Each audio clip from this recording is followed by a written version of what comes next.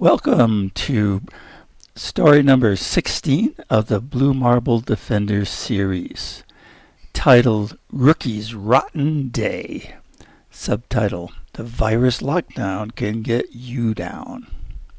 Chapter 1, Rookie's Ugly Time. Good grief. Will this never end? The preseason was going so well. The coach liked my pitching. My hitting was good. We had practice every second day, and then, poof, all gone. Even the fun of mini-games with Leo and Pops. Getting out of school seemed like a gift, but hanging around the house for days on end? Not cool. Nothing to do. I could torture Leo, but that's getting old. Besides, he punches harder these days. Pops and Mom are here all the time, too, non-stop. Alien extraterrestrials must also be locked down. There's no action. Will this lockdown ever end? Maybe I could sleep until the stupid virus is wiped out. Yeah. So what if it's the middle of the afternoon? What good is a sunny day if you can't go play baseball? Okay, I'm closing my eyes. But I'm going to take a trip when I do. Going back to last year and that cool baseball game. I'll watch it with closed eyes in Kodachrome. Chapter 2, Rookie's Dreams Time. Yeah, that sunny day started out wonderful, just like today. Normal for Boulder, but it was better than now because you could go outside. What the heck? Mom kicked us out all the time. Okay. Get to the game. Pops drove us to the field. It was good to have Leo with us. It's always good, whether he's coaching or just hanging around at the game. Hey, Leo's my favorite audience. Why not? Coach was all business that day. I guess adults get nervous, too. He told me to play second. Bummer. Thought he'd put me in the pitch. But okay, it's reality that Mugsley is better. Oh yeah, the pregame warm-up wasn't so good. Leo hit that practice ground ball and it almost took my ear off. The mother of all bad bounces. Scared me. At least it didn't break my nose. Anyway, it was cool that Mom made a recording of that game from the radio. Wonder where it is now. She probably just kept it on her PC. Who cares? It was only the announcer's voice, not a video. Doesn't worry me since I got it in Kodachrome right in my head, right in this nice, comfy sofa. So here I am on my pillow with nothing better to do. So I'll replay it. Chapter 3, The Sportscast. Top of the first inning. Good morning, ladies and gentlemen, and welcome to Station WZMR, broadcasting from beautiful downtown Boulder, Colorado. This is your favorite sports announcer, Helen Larkspur, coming to you from our booth high above Scott Carpenter Field. If you all don't know who Scott Carpenter was, he was one of America's Mercury 7 astronauts and the second American to orbit the Earth. Folks are streaming into the stands this sunny May morning for the Denver Boulder Classic, the annual game between this year's Little League champions in each city. And for us, that means the Boulder Red Sox and the Denver Milers. Since we're in Boulder today, some of you fans may be a little confused about a team being named the Milers. Well, the answer is simple. It's a shortening of Denver's nickname of the Mile High City. It may surprise you listeners that we're even broadcasting this game. You're right that we usually cover only Little League championship games, and this is not one, but it is a special event. The Denver Boulder Baseball Classic is part of the long history of sports rivalry between the two cities. This year, the competition is sure to be keen because the mayors of the two cities have made a public wager, and it has to do with the big swimming pool here at Scott Carpenter Park. The mayor whose team loses has to walk the plank. You know, like the plank on a pirate ship. They've agreed that the loser goes to the pool's diving board, walks straight out, and jumps into the water without stopping. Judging from today's huge crowd, a dunking in the pool is a much bigger draw than a championship trophy. Today's game is sponsored by Space Spuds potato chips, the tastiest chips in the universe. Their crunch is like the crack of a baseball bat. Trust me, I'm Irish, and my hometown is Springfield, Massachusetts, where if you don't know your potato chips, you don't know nothin'. So I know potato chips, and Space Spuds are the best. The teams are just starting their warm-ups, but you can feel the tension here.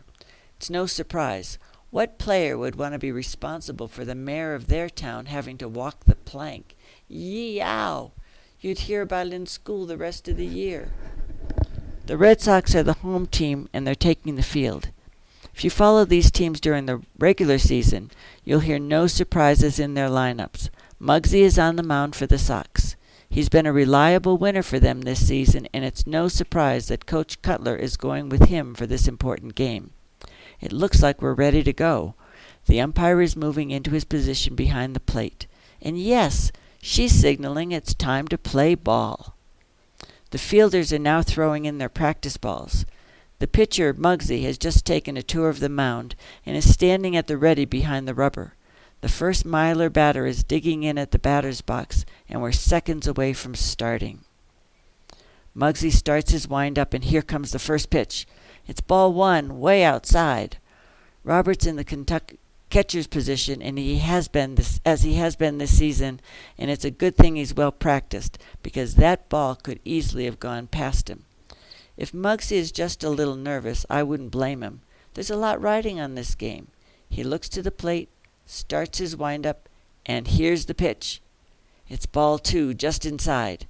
No pitcher likes to be behind in the count on his first batter, and I think the infield knows this. The second baseman is sparking some chatter and encouraging Muggsy along. Muggsy's foot is on the rubber. He makes his wind-up. The pitch. It's a slow roller toward third base. The fielder charges it, gets a glove on it, plants and fires. Out at first. Fugs, you can almost hear a collective sigh of relief from the Red Sox bench as they get their first out. Muggsy smiles and nods towards his coach. The catcher throws the ball to the first baseman, and the infield throws it around the horn and back to Muggsy. As the hitter trucks back to the bench, the second batter is already tapping the plate. This Denver team wants action. You can feel the vibes in the stands and way up here in my booth. Muggsy is ready. Here comes a pitch. High, ball one. Muggsy resets, and the next pitch goes outside. Same for the third. And with the fourth, the Denver Milers have a runner on first base. The second baseman jogs over and says a few words to Muggsy, taps his butt, and runs back to position. Muggsy is ready now and nods to his catcher. Here comes the wind-up, the pitch, and it's a sharp ground ball to the right side. It's out of reach for the first baseman, but the second baseman scoots over and positions himself. But whoa, where'd that come from? A bounce so bad it could have taken the fielder's ear off, and the ball rolls out into right field. The runner from first base is rounding second and on his way to third. The right fielder charges the ball and goes for the lead runner. Oh, the throw is going wide. It's pulling the third baseman off the bag. He can't get it. The runner rounds third and heads for home. The batter is safely into second. It's a good thing the Sox left fielder backed up the third baseman. If he hadn't, the batter would have made it to third. 2 errors on 1 hit. Unusual for the Red Sox. You can normally count on them to be a good fielding team.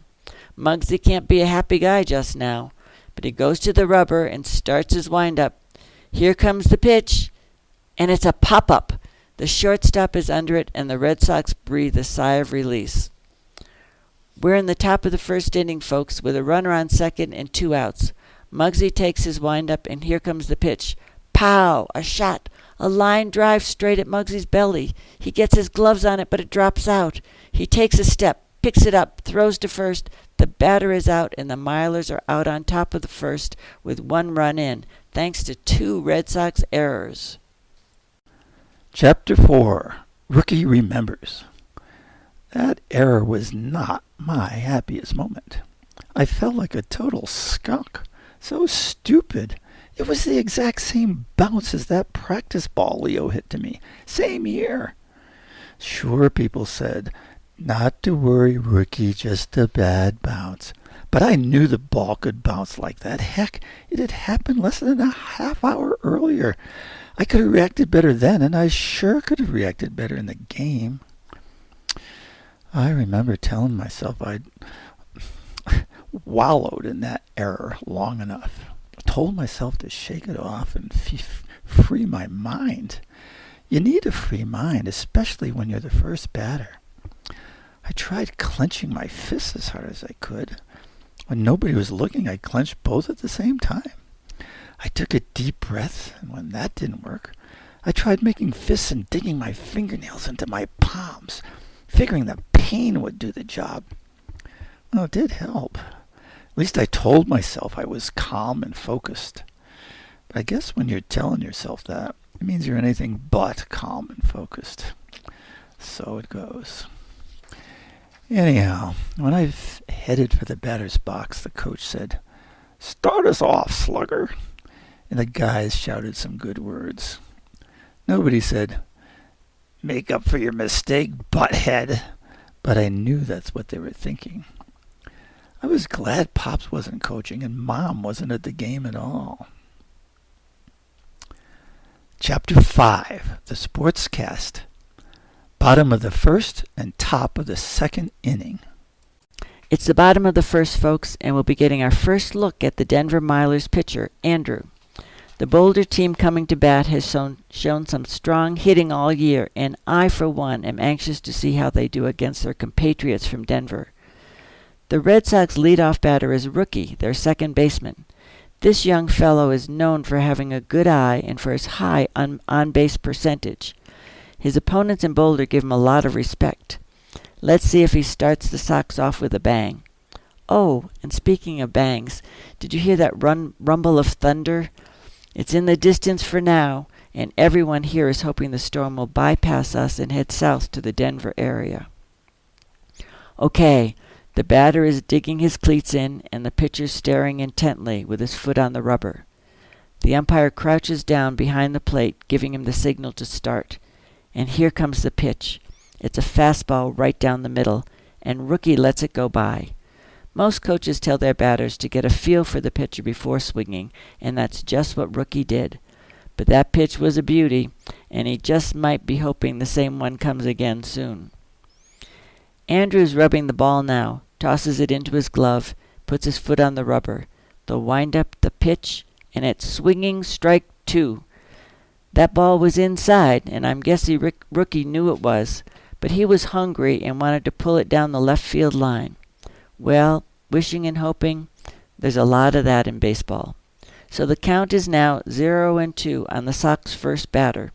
It's the wind-up, the pitch, and a swinging strike 3. Andrew took a lot off that ball and messed with Rookie's timing. Wow.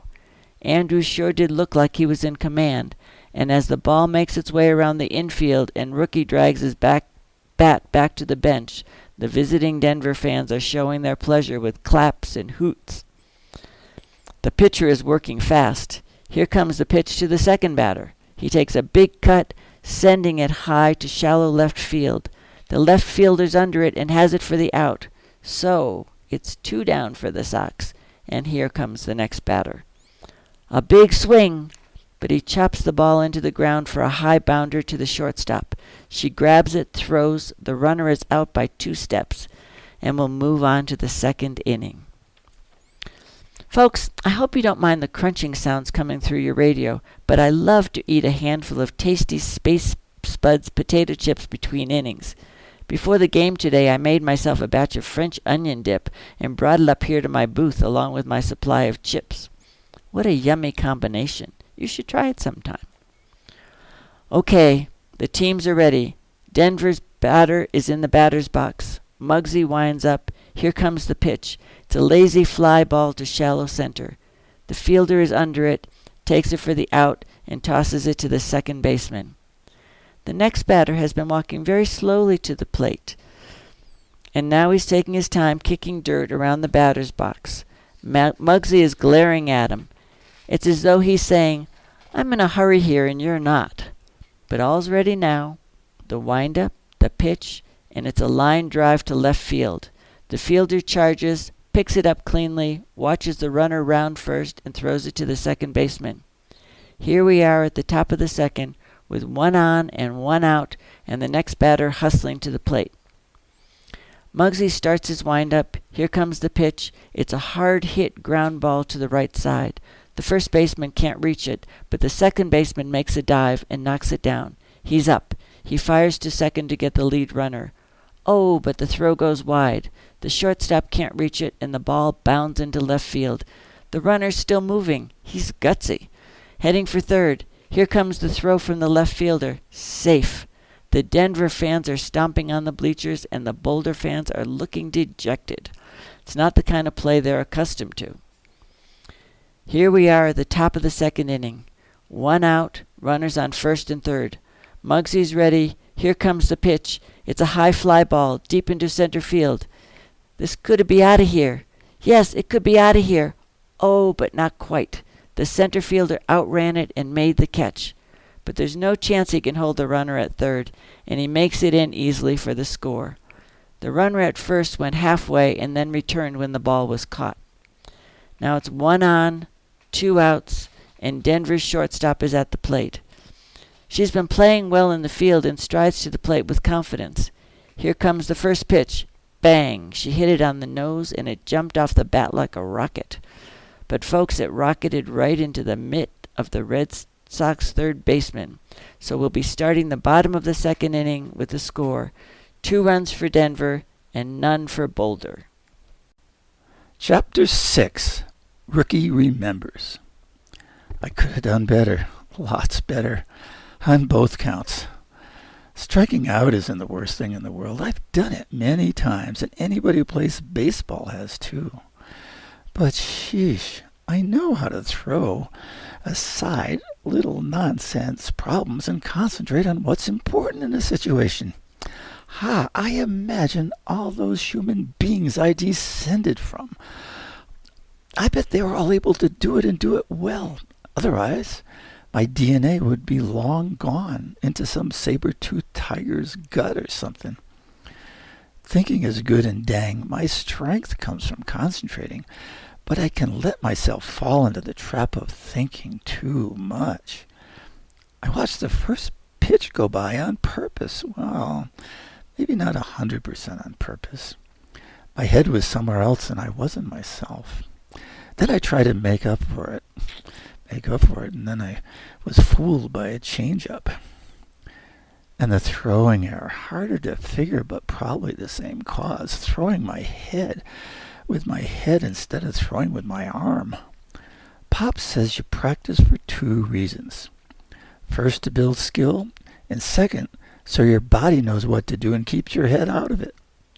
I hate learning the same thing twice. Chapter 7, bottom of the second and full third inning.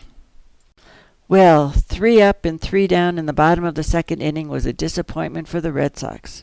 But you listeners should know the Sox have shown guts all season, and they'll be anxious for their next chance to erase that 2-run gap. Now, as we wait for Denver's fielders to warm up in the top of the third inning, you may be wondering about the unusual sounds you just heard on your radio. The higher, sharper sound was the crunch of Space Spud's potato chips. Just the chips, since I ate all the onion dip last inning. The deeper sound is the rumble of thunder. We're hoping that storm goes around us, but the sky keeps getting darker.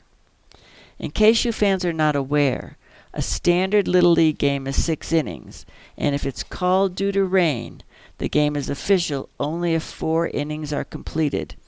3.5 if the home team is ahead. Anyway, there's no harm in being optimistic about the weather. Back to the game. Muggsy's on the mound, and the first Denver batter is ready, and here comes the pitch. The batter swings and sends a looping drive over the shortstop's head where it drops in for a single. The batter ran for all she's worth to first, made the turn, and started for second before being called back by the first base coach. Woo-hoo! Now that's aggressive base running. She almost squeezed an extra base from just a short hit to the outfield. Denver's assistant coach has walked out and is talking to their player coaching first base. Something's up because the base coach just had a little huddle with the runner. Okay, the second batter is up, and here comes the pitch. It's a slow ground ball to third base. The third baseman has it, sets, makes the throw to second for the lead runner, but whoa, the runner on first really got to jump and beat the throw. I get it now. Denver is going all out this inning. There's no hesitating on the base paths for them. My guess, they're pulling out all stops to squeeze out at least one more run to make it tough for Boulder to catch them. 2 on now and no outs. Here comes the pitch. It hits him. Folks, the ball just nicked the leg of the batter's uniform, but the umpire points him to first base. There's no doubt the ball did hit the batter, but there's also no doubt the batter was tightly crowding the plate. Maybe Denver's mayor sent down a message that walking the plank was not his idea of an afternoon's fun. Just kidding, folks. All our Colorado politicians are sincere and straightforward, so they'd never interfere with a baseball game. Folks, Denver's ahead 2-0 with no outs and the bases loaded. The batter's ready, and here comes Muggsy's delivery. It's a called strike. He put that one straight down the middle, nice and easy. You can't hurt a batter with a meatball like that, but when you serve up such a pitch, the batter can hurt you. Muggsy's got his foot on the rubber and he's giving the batter his stare. Here's the windup and the pitch. Crack! A vicious line drive to the right of second base. The second baseman dives and snags it in his web. Wow, that would have scored 2. He dashes over and touches second, getting the lead runner who hadn't tagged up. What? Now he's charging down the base path at the runner advancing from first. The runner looks incredulous, stunned. He's out. He's tagged out. Oh my! Oh my! That was an unassisted triple play. Wow! What a way to end an inning. The Red Sox and their fans are wild with excitement. Sorry if you hear more crunching, folks, but when I get excited, I dig into my bag of Space Spudge chips. And this is as exciting as it gets in baseball. I've never seen an unassisted triple play. Holy moly! Few people ever have. Denver is still ahead by 2, but it sure feels like the momentum has changed in this game. We'll see soon because Andrew has clearly dominated Red Sox hitters up to this point. Folks, there's been a lot of head shaking in the Denver dugout. By contrast, Boulder's dugout is all smiles and backslapping. But the bottom of the third inning will start in just a few seconds, regardless of which team you're rooting for, and it's gonna be tense. The Red Sox batter has settled in, and Andrew is ready for the milers with his foot on the pitcher's rubber. Here comes the windup, now the pitch, and the batter goes after a low inside pitch. It's a curving looper that lands just outside the infield hole between the shortstop and the third baseman. There wasn't much juice behind it, but it was out of reach for the fielders, and the runner is safely in at first base. Okay, Boulder's second batter is in the batter's box, bat held high, and here comes the pitch. A ground ball, well hit and straight through that same hole between third and short. The tying run is now on base. The lead runner took only a step past second and returned to stand on the bag. Being behind by 2 runs, these Red Sox are taking no chances on the base paths. I see Denver's outfielders shading to left 2 or 3 steps. It hasn't escaped them that the last 2 batters have hit to the left side.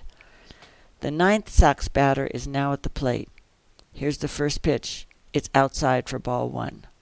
The catcher throws the ball back to Andrew, and this workmanlike pitcher goes straight to the rubber and winds up. Another ball, high and outside. The catcher trots out to the mound, drops the ball into Andrew's glove, says a few words of encouragement, and trots back. Now the windup, the pitch, and it's called strike 1. This batter is going to make Andrew work hard to get him out. Since there's a risk of a double play, his coach may have told him to not swing until he had 2 strikes. Who knows? But folks, this is baseball. Anything can happen, and that unassisted triple play we just saw proves it. Andrew delivers the next pitch, and it's high, ball 3. Denver team's chatter has exploded with, "Make him hit! Make him hit!" Andrew is on the rubber, and he's staring down long and hard as the catcher gives him a big target right in the center of the strike zone. The windup, the pitch, and it's in the dirt for ball 4. That ball almost got past the catcher. He hustled and saved it, but the possible go-ahead run is now on base for the Red Sox. And now, the top of the Sox order comes to bat, and the bases are loaded. The second baseman, Rookie, is walking to the plate, and the Boulder crowd is cheering. Chances are they've never seen an unassisted triple play either. But he's also being greeted by a clap of thunder, and a brisk wind has started whistling through the trees. Keep your fingers crossed, folks. That storm could hit us, go south, or fly over us. The Denver coach has walked to the mound. He's chatting with Andrew, no doubt giving him encouragement in this tense moment. Pitching with the bases loaded is always tense. The coach is headed back now. All right. Andrew stares at the Red Sox second baseman, Rookie. The batter takes a step out of the box, taps his spikes with his bat, and stares toward Andrew. He seems to be saying he won't be intimidated, not even by a pitcher who struck him out on 3 pitches in the first inning. Rookie is back in the batter's box now. Andrew places his foot on the rubber, winds up. The pitch floats high and outside, but the batter steps back with his right foot and takes a vicious swing at it. He cracks a high line drive. It's sailing over the first baseman's head and down the right field line. This could be trouble for Denver if it stays fair. Whoop! It kicked up the white line on the right field line, so it's a fair ball. The lead runner is about to score, and another is approaching third base. That ball is still spinning away from the right fielder, and the second baseman is racing out to be the cutoff man. A second run scores, and another runner is closing in on third. The base coach is waving him for home. The right fielder has the ball now. He pegs it to the second baseman. Rookie is headed for third, and the lead runner is halfway to home plate. The second baseman has to choose. He uncorks a strong throw toward the catcher. It'll be close, folks. Safe at home. The Red Sox take the lead 3-2. Rookie pulls in with a stand-up triple, a base-clearing triple. The Boulder fans are making a racket, stomping on the bleachers and cheering, "Boulder, Boulder." But a clap of thunder just smothered the cheering, and there's a flash of lightning and more thunder. The umpire is waving and crossing her arms. She's calling the players from the field and suspending the game due to weather, folks. And by the look of those clouds, the game's over for today. I don't know for certain if this year's Denver Boulder Classic will be resumed, but I doubt it. Another loud crack. And it wasn't a Space Spuds potato chip. It was only a few blocks away. A policeman is waving me to come down from my sportscaster's platform, so I better hurry. This is Helen Loxper saying goodbye for now. And remember our game sponsor, Space Spuds potato chips, whenever you need a great snack. Chapter 8, Rookie's Sofa Time. Yeah, it didn't matter that my best game ever wasn't an official one. Who else ever had a double-triple game? A base-clearing triple that would probably have won the game, and an unassisted triple play. Whatever. Remembering it got me through another rotten day of lockdown. So it goes. I'll lay here a few more minutes. Hey, maybe a few more hours. Nothing to do. We'll see. Hey, what's that? Do I hear popcorn? Do I smell popcorn? The end.